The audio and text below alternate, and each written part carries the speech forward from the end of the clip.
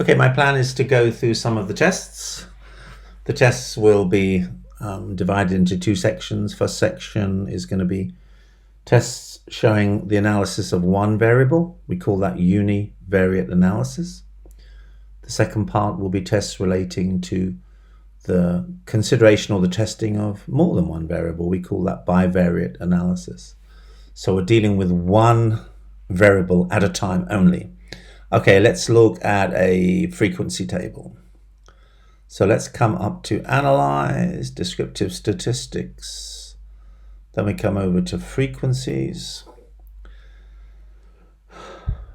Well, let's remove it first. And I want to look at what best describes your main reason for going to the gym. I'm going to highlight that. Then I'm going to move it into the variable box.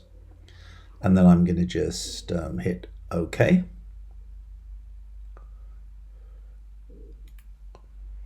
And you can see that this is a frequency table. What best describes your reason for going to the gym? And if you look very carefully, there are 90 participants. Therefore, we have 9 out of 90 actually chose to go to the gym to relax, 10%. 31 out of 90 chose to go to the gym for purposes of maintaining, improving fitness, that's 34.4. 33 out of 90 went to the gym to lose weight, 36.7%. 17 out of 90 went to the gym to build strength, 18.9%. So this is a frequency table. All right, let's go to the next one. We're going to generate a bar chart. So follow the navigational pathway. We have graph. I'm going to have to do it this way via the legacy dialog, then come down to bar. Then we're going to choose the simple option. And you'll notice that I already ticked that other box, which was summary for groups of cases. Then we're going to hit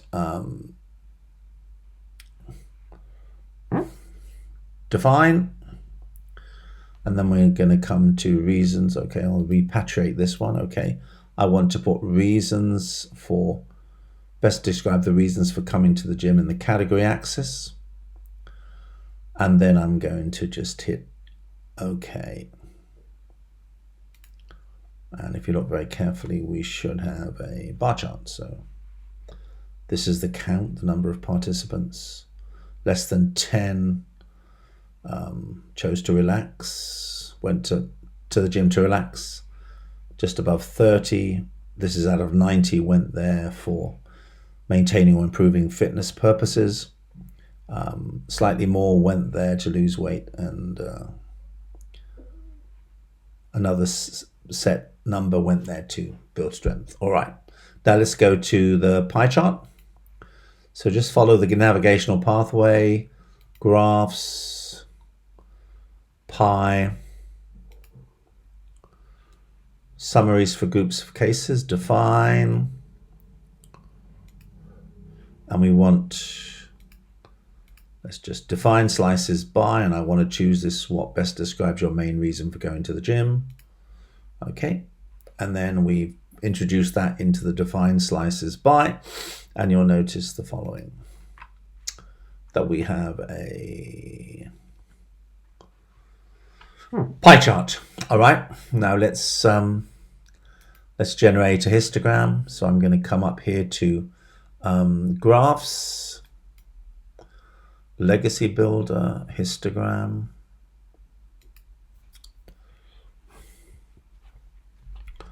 I'm going to repatriate that.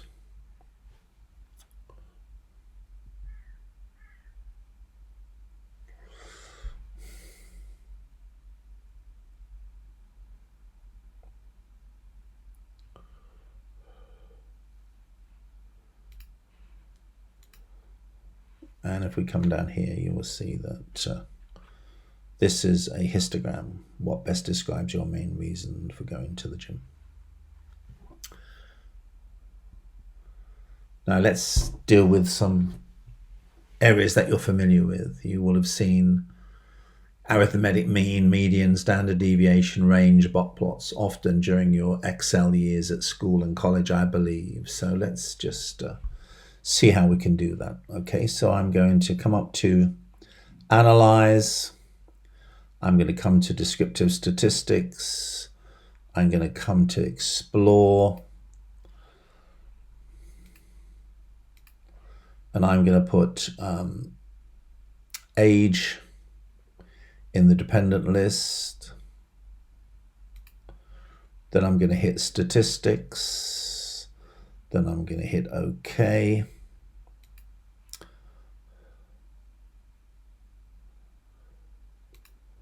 And let's come down, and you'll notice that we have the following options for us. We have mean, median, standard deviation, range. And if I take it down even further, we have a box plot. So this dark black line is the median. This is the lowest number in the range, the highest number in the range. I think there would be some outliers here which aren't included in the diagram. Okay, now let's move on. Let's now start considering analyzing two variables at one time. So let's look at the variable test, or the test that you can apply to any variables.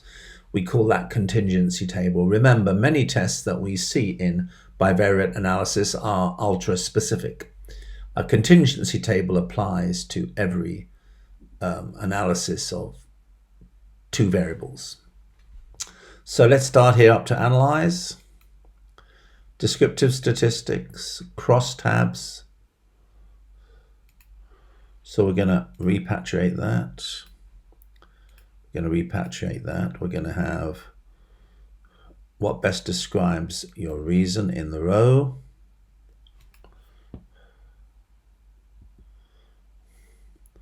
And we're going to put gender in the column.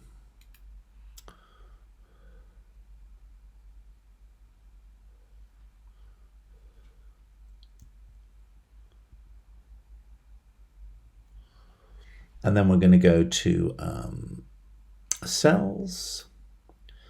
And then we're going to make sure the following are ticked. Observed under the counts must be ticked, and column under the percentages must be ticked. And let's just continue, and then let's just hit OK. And if we come down here, we have a contingency table. And the contingency table is considering two variables. Variable number 1, are you male or female? Variable number 2, what best describes your main reason for going to the gym? You'll also notice that we have a Pearson chi-squared test here. And we also have, if I come down, we have a Kramer 5. So Pearson chi-squared. And then we have a Kramer 5 here. Let's continue.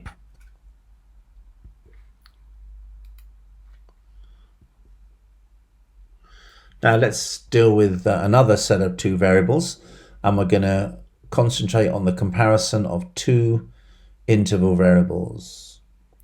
So for that we're going to need Spearman's R, and we're also going to maybe consider an interval and an ordinal. For that we're going to need Spearman's rho. So let's start up to Analyze, then we come down to Correlate, then we come over to Bivariate, then we're going to repatriate these for the moment. We're going to put age, then we're going to put during your last visit to the visit, how many minutes did you spend on cardiovascular equipment? During your last visit to the gym, how many minutes did you spend on the weights equipment? And let's then just hit OK. And you'll notice the following.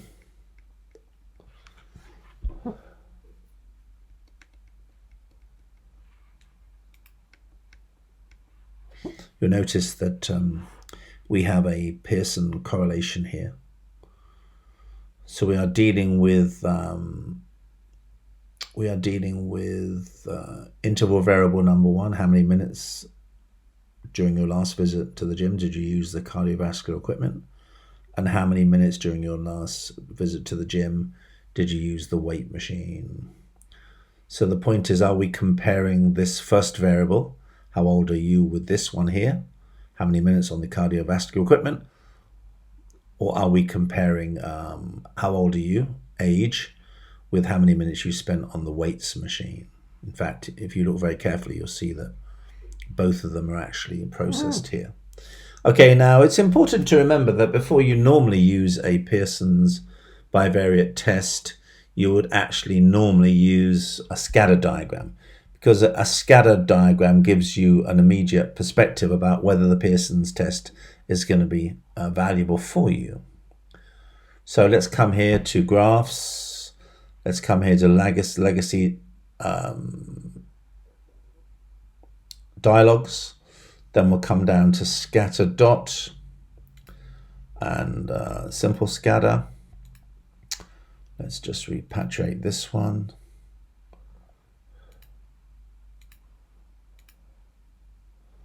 So the first one we're going to put in is cardi minutes. How many minutes did you spend? And the second one is going to be into the y-axis is going to be age. Okay, we have y-axis, how many minutes using the cardiovascular equipment during your last visit to the gym. The x-axis, how old are you in years? Let's come down here. And if we look very carefully here, we will notice that we are comparing how many minutes using cardiovascular equipment and how old are you?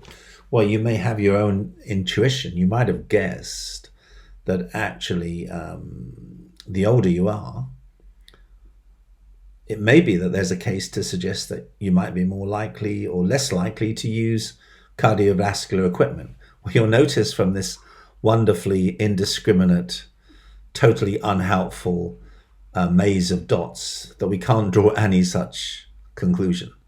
So we can't really link the minutes spent using cardiovascular equipment with age. There is not a positive relationship. It's like a maze.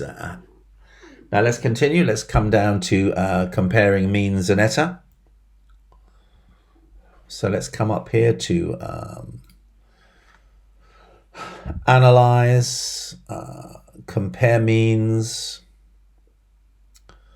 Then we go from compare means to means. Let's repatriate this one and repatriate this one. And then we're going to go to how many minutes did you spend on the cardiovascular equipment? And then we're going to put reasons. So the first, how many minutes on the cardiovascular, is the dependent list. What best describes your reasons here, right? Then we're going to go to options. And then we're going to click ANOVA table and eta, and then we're going to hit continue, and then we're going to go here. So if we come down here to the very bottom, we have the ANOVA table is there, and then we have the measures of association. How many minutes using the CV equipment? What best describes your main reason for going to the gym? So eta is 0.48, eta squared is 0.230. Now we'll talk a little bit about the tests and their significance, but I'd like to remind you of an important point. You actually need to navigate the pathways. You have to remember these standard pathway navigation schemes. If you can't remember how to navigate to a certain test, then there's very little point understanding the purpose of the test. You have to learn the navigation. And once you've learned the navigation for all of these univariate analysis, analyses and bivariate analyses, then we can look at some of the statistical significance. What did the figures mean in the output that we were just looking at?